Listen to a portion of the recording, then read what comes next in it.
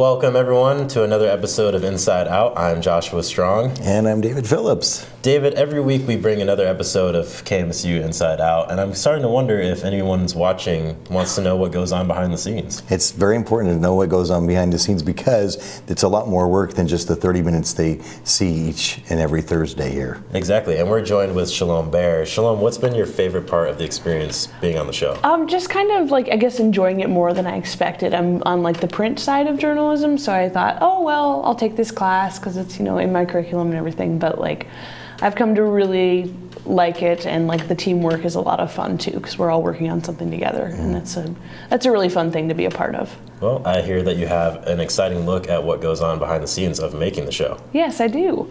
Every Thursday we bring you Inside Out. Kyler Sharp brings us behind the scenes. By the time this newscast ends, so we could have some better weather. Inside Out has a rotating roster with new students filling in different roles every semester.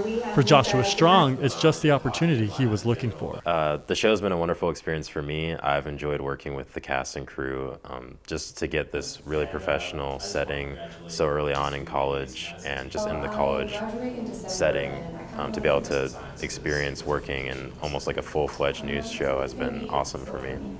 As a business major. Others have taken note of the newcomers' excitement. So far, I feel like this semester has been really awesome, especially with all the new faces we have on the show. So obviously, you know, Josh is brand new to the department, and he's just dove in head first and taken every opportunity, and I'm really excited for him in the future. But he's been an amazing host. Inside Out is open to all students. Don't forget to register for the 2019 fall semester. For KMSU, it is I, the real one, Kyler Sharp. For those looking to register, Inside Out is COM 475 in Campus Connection. And there's still plenty of time to sign up for classes. I know a lot of people have pretty much picked them out by now, but there's still plenty of time to drop and add and all that before the fall time. So. And the great thing about it is sometimes, even if you don't think you're going to become a broadcasting major, if you just want to get that experience, it's a great place to do it. And it's open to anyone, even if they're not in the broadcasting degree. But speaking of enrollment, Hannah Davis is joining us live to see what weather we're enrolled in for the rest of the week. Right here in Minot, the weather isn't so bad, Josh, but let me tell you, our friends to the south and to the east are not nearly as lucky as we are. I'll give you a little look. I don't have, obviously, a radar on this map. I just have temperatures to show you. But oh my goodness, let me know. Let me tell you, there is a blizzard warning for southeast North Dakota, and it is awful. I know that, I believe it's I-94 from Jamestown all the way to Fargo is closed. No travel advised. Not only no travel advised, but it is closed. And I-29 from Grand Forks all the way to the South Dakota border is also closed. It is terrible weather out there, you guys. The snow is blowing hard. The wind is blowing hard as well. There's snow everywhere, and it is just terrible conditions. Is it April or is it January, you guys? I don't even know, but unfortunately for them, that is terrible. But for the rest of the state, our biggest problem is that it's windy. The wind is around 15 to 20 miles per hour across the entire state. That's not even the gusting mile per hour. That's the actual just wind speed continuous. So even though we're seeing some 40s and 30s around the map, it doesn't actually feel like that. In fact, the weather has had such an impact that our softball team have had to push back some of their games. They were originally scheduled to play on Saturday, Sunday, and Monday, and now they will be playing on Sunday, Monday, and Tuesday. They start off this 3-day game streak off in Wayne, I believe, Nebraska. Yes, Wayne, Nebraska. And it's supposed to be nice, 48 degrees, and only wind around 10 miles per hour. Kind of cloudy out, but nothing bad. And it's much warmer than it was supposed to be on Saturday when they were supposed to play. Then they're going to Sioux Falls, South Dakota, and they will be playing in 56-degree weather temperatures, which will be wonderful, a lot warmer and good for their hands. I heard that it stinks playing in that cold weather for their hands and just how cold it is. Then they are off to Aberdeen, South Dakota, where it is 48 degrees, a little bit cooler, but still nice. And it's only supposed to be wind around 10 miles per hour for each of these days. So good luck to our softball team. Thankfully, it looks like they will get to continue to play, even though they did have to move back. But good luck to them as they play this weekend in those 3 games. And then here's our Minot forecast. It's pretty standard for the Minot average for April, as you can see. And The thing you want to look out for these temperatures is it's going to be windy. The wind is going to be around 15 to 20 miles per hour for the entire week. So, Josh, I know go fly a kite is generally used in a negative term, but if you're looking to fly a kite, this will be a good week to do it.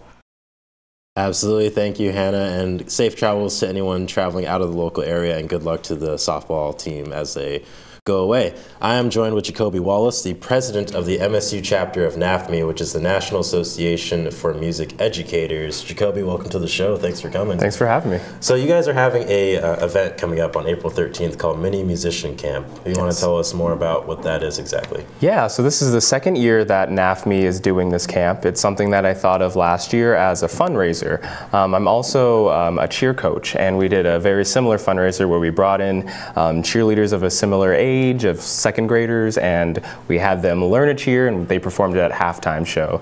And I thought that was such an awesome experience for our cheerleaders to learn how to teach and really kind of get into their sport. So I thought I'd bring that to the music side.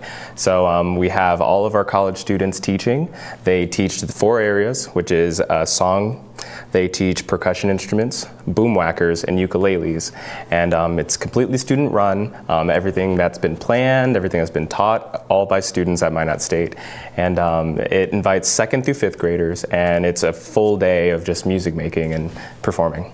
And how many mini musicians would you say are expected to be in attendance this year? Right now we have 30, which is over, like, it's twice as big as it was last year. So that's indicative of a growing popularity for this camp. So yeah, we're looking at 34 kids right now. Mm-hmm. And how have you managed balancing putting on such a big event and coordinating it all, and how do you think that's going to affect like your future going into education type deals like this? You know, for me, I'm bound to my planner, so I love scheduling and I love looking at the big picture, and being able to plan something like this really showed me what it's like to be a teacher, to be able to plan your classes, to be able to kind of allocate jobs to different people and how you're going to teach concepts. And I think that trickled down to all of the students who are participating in the camp as well. So for me, it's something that I see really being useful when I go into my actual teaching career. Of course, and you've been very successful and super involved in the music department. What sort of changes or different aspects have you seen through your time in the music department? So this is my 4th year at Minot State, and I've been aware of the department for a long time when I was in high school. And I love seeing the new faculty members that kind of bring life. I love seeing our more seasoned faculty members kind of being able to oversee and keep things very traditional and very true to the Minot State way, which has been really successful. And I think the best part about being a student at Minot State is that you can really do whatever you want with your degree, in the sense that for me with music education, I could have gone through the ropes and I could have just done my practicum, but instead I decided to create something that would help not just myself as a music educator, but other music education majors. So I think that's kind of something that I've seen, is that a lot more students are taking on their degree head first. And you mentioned you can do whatever you want with your degree. Well, let's talk about your future. What do you see as the foreseeable future coming up for you as your graduation is coming soon? Counting the days, yeah. So I student teach next semester, and I'll be going to Century High School and Longfellow Elementary. And after that, I'd love to teach choir specifically. I work with the Western Plains Youth Ensemble, and teaching is just one of my favorite things ever. And I think teaching something like music or an art in general, I think is super special, because I think that's a great way to teach kids how to express themselves in ways that they may not be able to do yet. So in the future, I'd love to just be able to work with students and people in general to help them achieve something that they may not have thought they could achieve before. Of course, and best of luck to you on the future. This, ladies and gentlemen, was Jacoby Wallace. Coming up after this break, we will be bringing you a look at the softball games, the baseball long inning stretch, and the Mile High Club Challenge that will bring students to new heights. Thank you to all of our underwriters.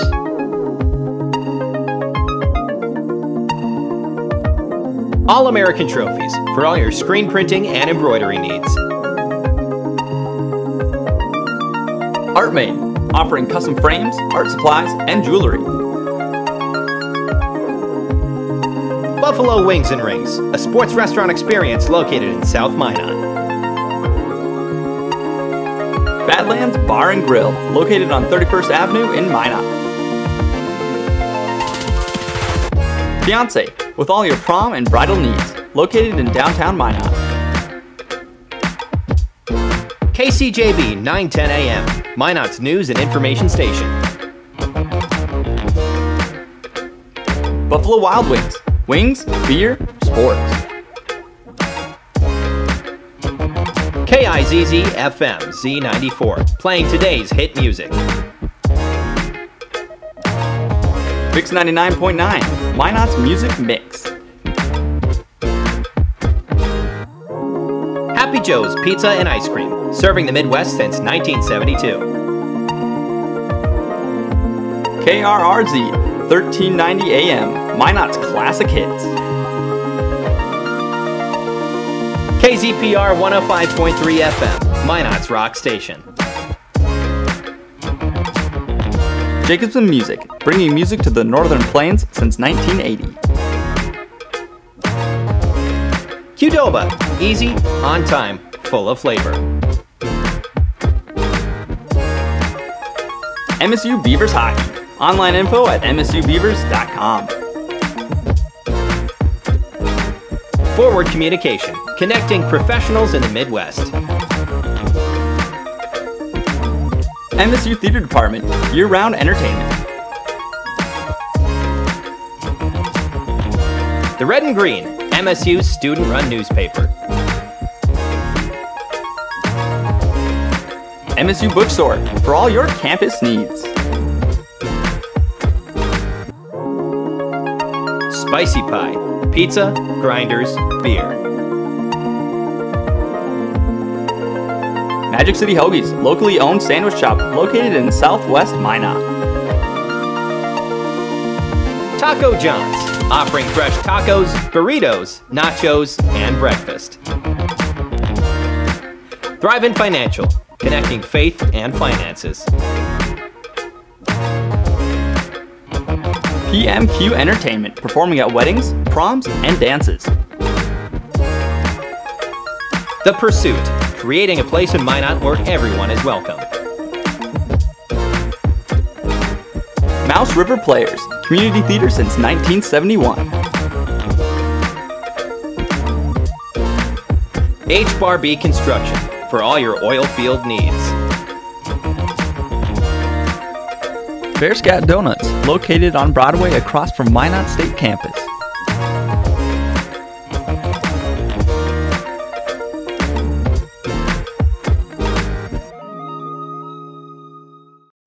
Welcome back to Inside Out. Before the break, Hannah Davis was talking about it was kind of kite weather. It doesn't feel like really warm weather, but that doesn't mean that sports has to take a back seat most of the time.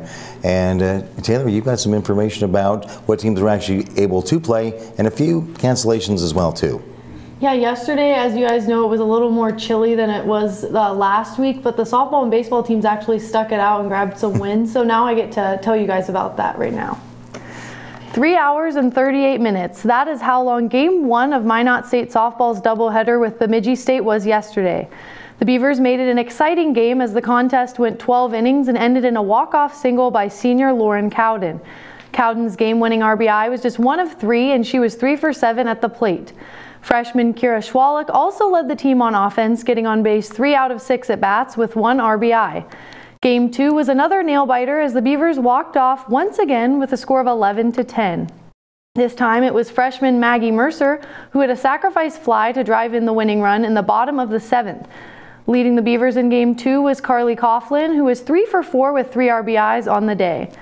Due to weather, the softball team's weekend games against Wayne State and Augustana have been pushed back to Sunday and Monday. You can find more details on this on the athletic website.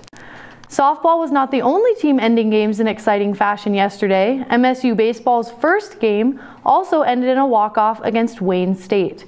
Senior Andrew Black blasted a grand slam in the bottom of the 10th to grab the win for Minot State.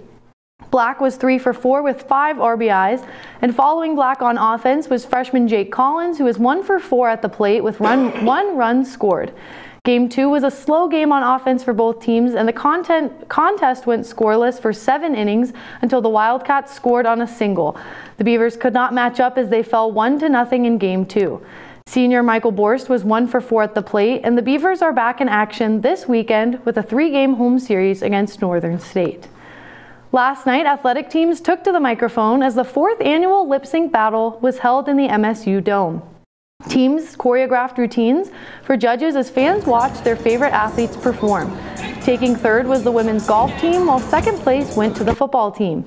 The trophy went to the MSU wrestling squad. The event was put on by the MSU Student Athlete Advisory Committee, and donations went to the Make-A-Wish Foundation. Minot State Athletics announced late last Friday that one of its staff would be resigning. Wendy McManus, Associate Director of Athletics for Internal Operations and Senior Woman Administrator, will be accepting a new position at Elmhurst College. McManus has been a part of the MSU Athletic Department for 3 years and was an essential part of budgeting and student-athlete welfare. Athletic Director Andy Carter is excited for McManus's new position, and Carter says she is ready for this opportunity at Elmhurst, and they are fortunate to have her lead their athletic department.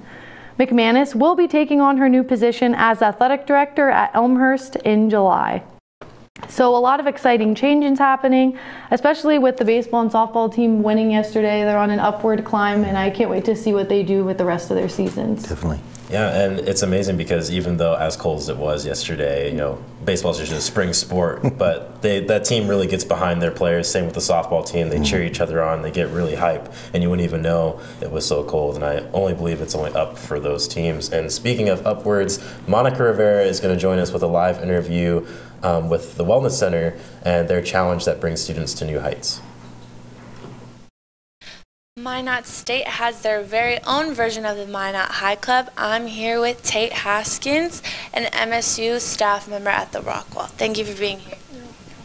Could you give me a little bit more background about the Mile High Club? So the Mile High Club is 150 climbs up the wall. Essentially, once you complete the mile, you get a t-shirt, and yeah. Okay, so coming back to the Rockwall, what made you interested in working for the wellness at the Rockwall? I haven't really climbed much in my life, but I'm always looking for new adventures and whatnot, so it seemed like something I could do. What advice would you give someone that would like to work at the Rockwall? Just have an open mind, and we're very positive people there and all friendly, so yeah. Okay, and like I said, how would you like to give advice to them, especially since there's new openings? How would you tell someone to go about asking for more information for the Rockwall? You can just, if somebody is interested in applying, they can just come in and either talk to our desk staff or come to the Rockwall and talk to us, and we can get you the paperwork, or talk to our boss, Karina Standard, at the Wellness Center. Well, thank you for being here. Yeah, you're welcome. Okay, just like Tate said, you can get more information in the Wellness Center. And back to you guys. Thanks, Monica, and that's an amazing challenge. What a concept to climb 150, and our very own TV manager, Jaron Homiston, is actually trying to do the challenge in one day, and I think he's 30-some climbs away from that goal, which is tremendous in itself. So definitely bringing students to new heights. I'd definitely like to see that. Hopefully we can get a crew there to videotape Jaron when he reaches those new heights. And coming up next on KMSU Inside Out, we will have an interview that I will have with a very interesting music program, as well as new student managers. You're watching KMSU Inside Out.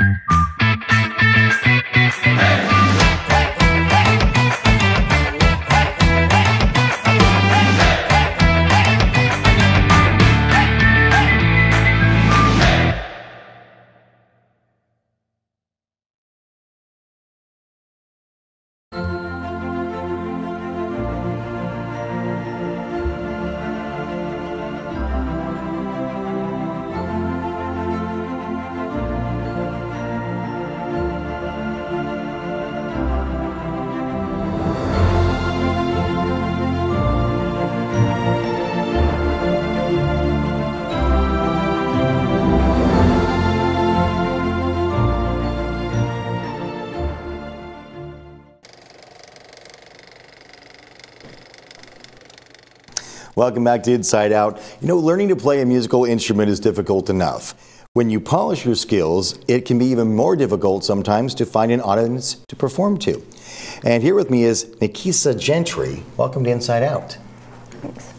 Well, so first of all, before we talk about the quartet that you formed, tell us a little bit about yourself and background information about your musical journey. Okay, well, my mom's side of the family was somewhat musical. So I grew up listening to her sing with her sisters. When I was younger, she wanted to start me on an instrument, and I was stubborn then, so I didn't learn to play the violin and fall in love with it until I was about 11, but then I really fell in love. We had all of these old CDs, like kids CDs with Vivaldi, who was a big composer for violin, and I absolutely loved those. So I learned to love the violin, and over the years that just grew as I learned more about it, and it's something very personal to me. It reminds me of my family and my development over the years. Now, one of the things I wanted for you to do for our viewers is to define chamber music, because you like to play chamber music. Yeah. And what is chamber music? Okay, chamber music, the technical definition is just music played by a smaller number of players. It's when you go to see the symphony, you have 18 violins, loads of cellos, you have brass, you have winds, you have all of that. It takes an entire stage to hold them, and there's a huge room full of an audience. For chamber music, it's a more intimate experience. It's usually 3 to probably 9 players. Everybody has their own individual part, and it's very conversational, because what you're doing is you're having a conversation, you're communicating with one another, you're trading off motives and musical intent and coming to a common understanding. Now, you talked about very small, very intimate group.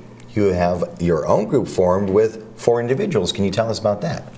Yeah, so Snare Ledoux, that's my string quartet. And a string quartet usually has 2 violins, a viola, and a cello. So the violins are me, my second violin, Maya Tiemanson, Anthony Schreier plays viola, and Hannah Veazey plays cello. And they're it's a great ensemble to have, and it's a great group of individuals, because the string quartet is kind of a staple of chamber music. It is something that a large number of composers have written for, and so there is so much music to choose from so many different eras. And the people that I'm playing with, honestly, it's really great, because we have a small music division, and I play a lot of music with them in a lot of different areas, and so we all know each other really well, and we communicate really well, and we've grown in that skill through this experience. Well, and it seems like every performance is unique, because you can pick different pieces of music, you have different venues and atmosphere, and that probably brings, just like I said, a different nuance to every show that you perform. Yeah, absolutely, absolutely. Even when we're playing the same pieces of music, you get new experiences through every single performance, and it changes. You know, when you're performing on stage in front of a large audience, but we also play in the lobby before symphony concerts, which is a lot of fun, because it's not like people standing there listening to us, it's people walking by, and they will stop if something catches their attention, or they'll stop just because they think it's really cool that there's just a group of random people playing in the lobby. And then, of course, it depends, if it's one piece of music that we're doing over a course of several performances, as it goes, it grows. Like the first time you play it is very, very different from the 5th time. It develops its own sort of character and connotations. Right, and I know you are looking to perform for groups, civic organizations, pretty much anyone who wants to lend you an ear. I want to give that email out. It is snere.ledu@gmail.com. Once again, snere.ledu@gmail.com for booking information. Look to see you performing in the future. Thank you so much. Thank you.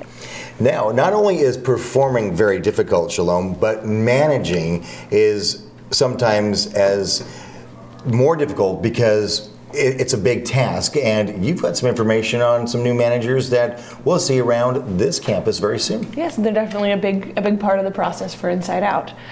So last Tuesday, interviews took place for KMSU manager positions next year. Devin Shumway reports. The Minot State Broadcasting Department employs student managers every year. Some of the positions include the radio and TV manager, promotions manager, and general manager. My favorite part about being a manager is probably just being able to sit down with the other managers and discuss like all the different things that we can do better in the department. Being able to discuss with Lee and Neil and just to see how we can make improvements. I mean, if you look around, we have the red foam and stuff, so that was probably one of the things we discussed at one point in time. Interviews took place this past Tuesday with students applying for the paid positions. Some students reapplied, while others looked to replace graduating seniors. If I got the job, I'd be excited about really improving the way that we're seen around the community, because I had no idea about this department before someone in the faculty told me, you know, about this, and they're like, I bet you before you graduate you'll have a broadcasting degree, and I'm like, great, awesome, thanks. I didn't even know about it, and I feel like it would be perceived so much better for us if we had, you know, someone actually putting in the time and effort to do like promotions and advertising for our department, because we're broadcasting and not many people know about us. Looking forward to improving the department for the upcoming school year. I'm Devin Shumway, reporting for KMSU TV. 7 students were hired and will begin working fall of 2019. It seems like there's kind of a theme of new people lately with SGA, and then we're going to have new TV managers, so it'll be interesting to kind of see how things play out next year. Yeah, the change of semesters is upon us, and with that comes like what happens next year. And there's also change in the red and green as well. Congratulations to you on your position as editor. Thank you. I'm very excited. Yeah, exciting times ahead. And we want to remind everyone that we had our very own Neil Roberts. He was able to be a guest panelist at the Broadcast Education Association convention that just wrapped up in Las Vegas, Nevada. Neil was speaking on the topic of students finding meaningful careers after their college experience. He did a great job, and we'll bring out more information about that in an upcoming show. A reminder, no Inside Out in 2 weeks, next week because of the Easter break. And Minot viewers, also, you'll see our Good Talk Minot following our show. So we'll be back in 2 weeks. Enjoy it, and we'll see you then.